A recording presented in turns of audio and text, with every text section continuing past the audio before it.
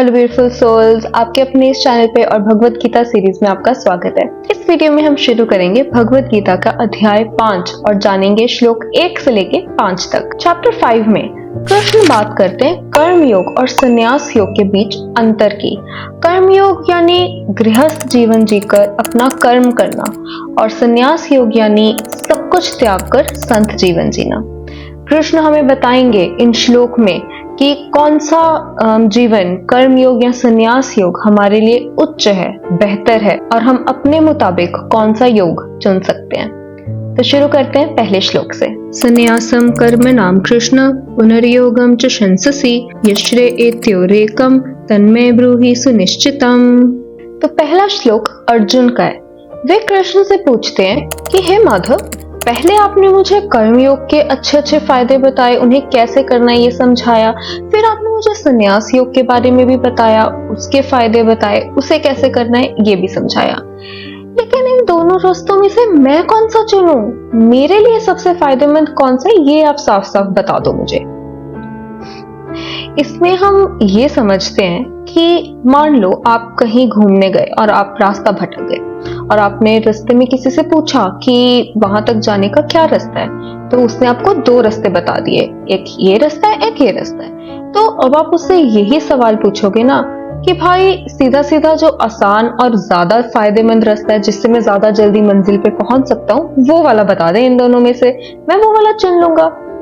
तो इसी तरह अर्जुन ने भी यही सवाल कृष्ण से पूछा। और अब इस श्लोक से हम समझते क्या है, जानते क्या है, सीखते क्या है। हम ये सीखते हैं कि हमारी जिंदगी में ना हमेशा हमारे पास कम से कम दो रास्ते तो होंगे जिनमें से हमें सही रास्ता खुद के लिए चुनना होगा। लेकिन हमें हमेशा ये याद रखना चाहिए कि हम हमेशा अपने गुरुओं से या जो हमसे बड़े हैं जिनसे हम सीख लेते हैं उनसे सही गलत में अंतर और दो रास्तों में कौन सा सही है, कौन सा आसान है, कौन सा मुश्किल है, इन सब चीजों के बारे में प्रश्न करने का हमें पूरा हक है, पूरा अधिकार है। इसलिए हमें कभी भी हिचकिचाना नहीं चाहिए किसी भी तरह का कोई भी प्रश्न पूछने से। हमें कभी ये नहीं सोचना चाहिए कि यार अगर मैंने ये प्रश्न पूछा तो कहीं मैं बेवकूफ तो नहीं लगूंगा, कहीं उन्हें ऐसा तो नहीं लगेगा कि इसे इतना सब नहीं आता या ये इस चीज में कंफ्यूज हो गया। नहीं, अगर आपको किसी चीज में कंफ्यूजन है, अगर आपको कोई चीज समझ नहीं आ रही तो आपको पूरा अधिकार है अपने टीचर से, पेरेंट्स से, गुरु से उस चीज के बारे में किसी भी तरह का कोई भी प्रश्न पूछने का। संन्यास कर्म योगश्च निश्चय सकरावुभौ त्योस्तु कर्म संन्यासात् कर्म योगो विशिष्यते। तो श्लोक 2 में कृष्ण अर्जुन के सवाल का जवाब देते हैं। वो कहते हैं कि अर्जुन, संन्यास योग और कर्मयोग दोनों ही फायदेमंद हैं, दोनों के अपने अपने फायदे हैं। दोनों ही रास्तों पर चलकर हमारी जो मंजिल है परमात्मा को पाना वो हो सकता है, लेकिन एक रास्ता मुश्किल है और एक रास्ता आसान है। और आसान वाला रास्ता कर्म योगी का है, यानी गृहस्थ जीवन में रहकर अपने कर्म करके हम परमात्मा को ज्यादा आसानी से मिल सकते हैं। अब कृष्ण कर्म योग को ज्यादा आसान इसलिए बोल रहे हैं क्योंकि जब कोई सन्यासी बनता है तो वो अगर सन्यासी बन जाता है, पूरी दुनियादारी को छोड़ देता है, ठीक है, और कुछ वक्त के लिए वो भगवान में अपना मन भी लगा लेता है, लेकिन हमेशा ये डर लगा रहेगा कि कहीं कोई ऐसा वक्त ना आए जब उसका ध्यान परमात्मा से हटकर दोबारा दुनियादारी में लग जाए। तो उस चीज का तो कोई फायदा ही नहीं रहा ना। पहले उस सन्यासी ने, साधु संत ने अपना सारे अपने छोड़ दिए, सारा वर्ल्ड को छोड़ दिया, दुनिया को छोड़ दिया, उसके सुख आराम छोड़ दिए, लेकिन फिर ध्यान वो परमात्मा में भी नहीं लगा पाए। तो उनके लिए तो कहीं ना कहीं से दोनों ही रास्ते बंद हो गए ना।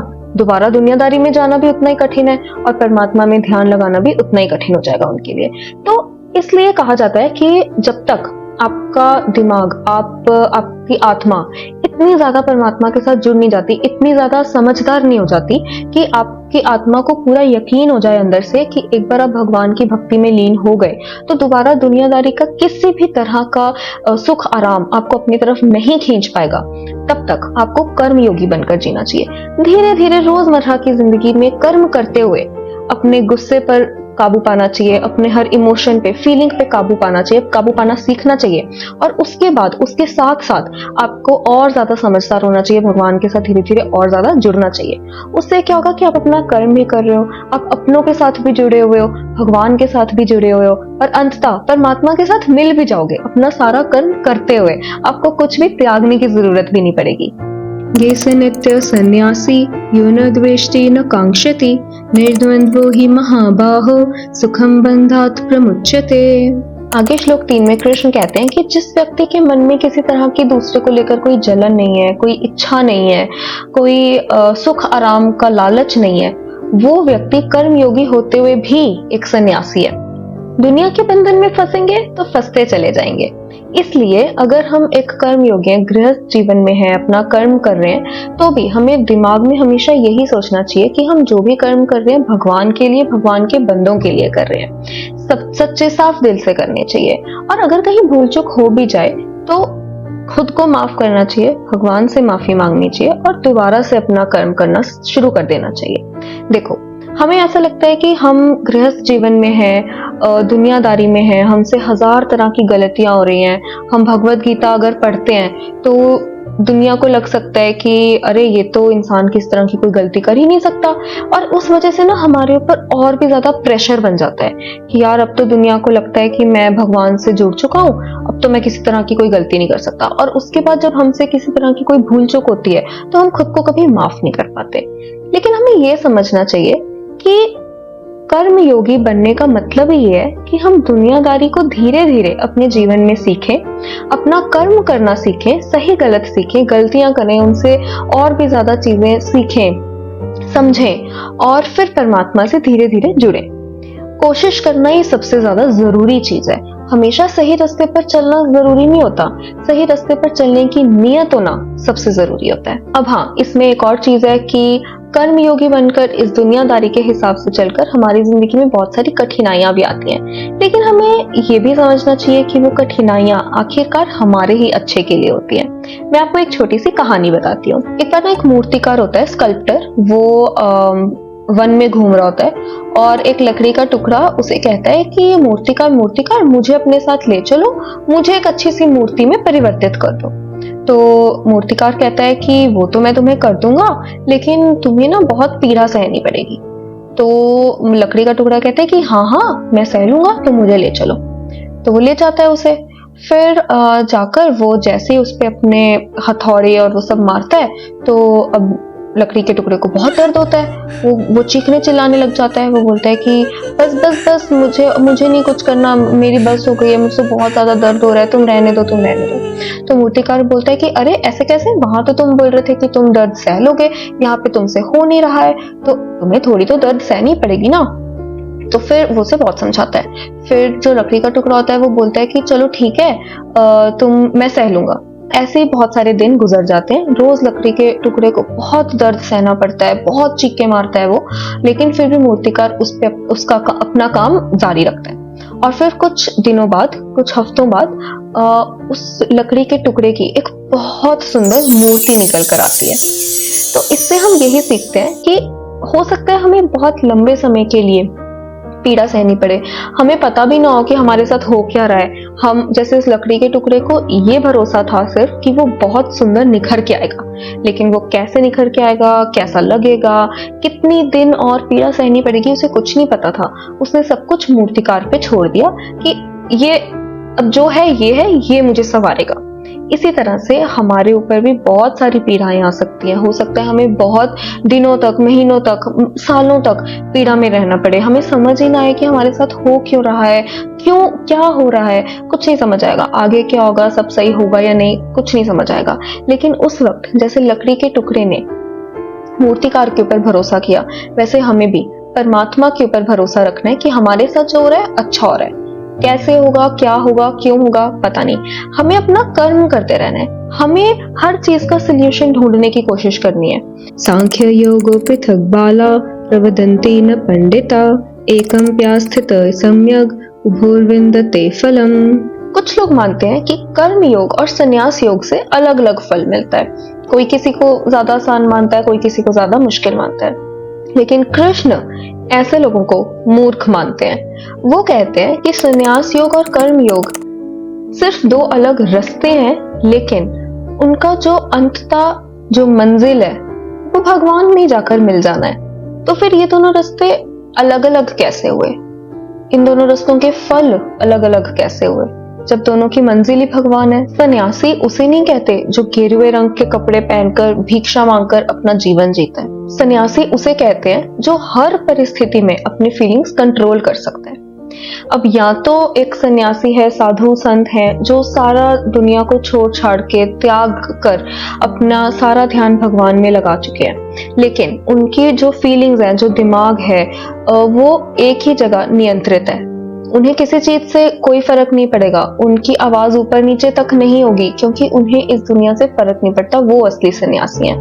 यहाँ तक कि जो कर्म योगी है, जो दुनियादारी में जी रहे हैं, उनके लिए भी वो भी सन्यासी हैं अगर वो अपनी फीलिंग्स पे कंट्रोल कर पा रहे हैं। अगर गुस्सा आ रहा है तो वो अपने गुस्से को कंट्रोल कर रहे हैं और धीरे धीरे उन्हें गुस्सा ही आना बंद हो जाता है, वो भी सन्यासी माने जाते हैं, कर्म योगी सन्यासी माने जाते हैं। लेकिन हमें ये समझना पड़ेगा, जैसे मैंने पिछले श्लोक में बोला, कि अगर हम एक कर्म योगी हैं दुनियादारी में, तो ये चीजें हमें धीरे धीरे आएंगी।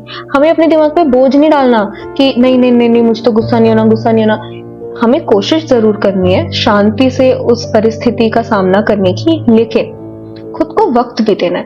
हम धीरे धीरे आगे बढ़ेंगे, धीरे धीरे चीजों को समझेंगे। इसलिए दोनों ही पथ, संन्यास योग और कर्मयोग, अपनी अपनी जगह ठीक है। हमें जो अपने लिए, अपनों के लिए ठीक लगता है, हमें वो पथ चुनना चाहिए और उस पथ पे चल के भगवान से मिलना चाहिए। यत् सांख्ये प्राप्यते स्थानं तद्योगैरपि गम्यते एकम सांख्यम च योगम च य पश्यति स पश्यति। कृष्ण कहते हैं कि जो लोग ये ज्ञान देते हैं ना दुनिया में कि सिर्फ पूजा करो, सिर्फ पूजा करो, सारे कर्म काज छोड़ दो, उनसे कुछ नहीं होता, सिर्फ भगवान में लगे रहो, वो गलत है। कृष्ण कभी भी हमें दुनियादारी छोड़ने के लिए नहीं कहते, हमें अपना कर्म छोड़ने के लिए नहीं कहते।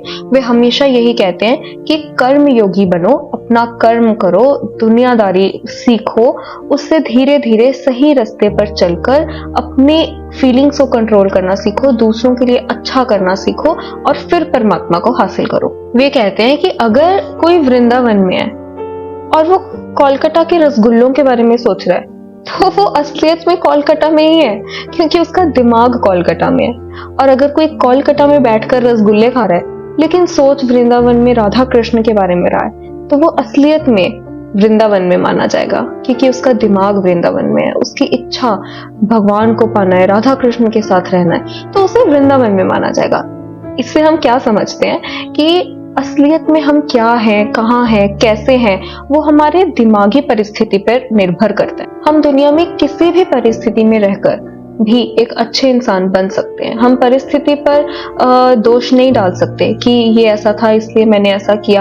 आपकी दिमागी जो सोच है वो हमेशा अच्छी होनी चाहिए, तो आप किसी भी परिस्थिति में एक अच्छे इंसान बनकर ही बाहर निकलोगे। और अगर आप हर परिस्थिति में एक अच्छे इंसान हो दिल से, तो आपके साथ भी हमेशा अच्छा होगा और आप कर्म योगी बनकर भी एक सन्यासी माने जाओगे, जो अंततः भगवान को पा सकते हैं बहुत आसानी से। कर्म योग को बेहतर समझने के लिए आप चैप्टर 4 की वीडियोस देख सकते हैं, और संन्यास योग के बारे में तो हम आगे आने वाली वीडियोस में बात करते ही रहेंगे। और उन सब श्लोक के और गहरे मतलब समझने के लिए मेरे साथ बने रहिए। इस वीडियो को अपनों के साथ जरूर शेयर करना, क्योंकि गीता का ज्ञान हम जितना दूसरों के साथ बांटते हैं, उतना हमें भी और समझ आने लग जाता है।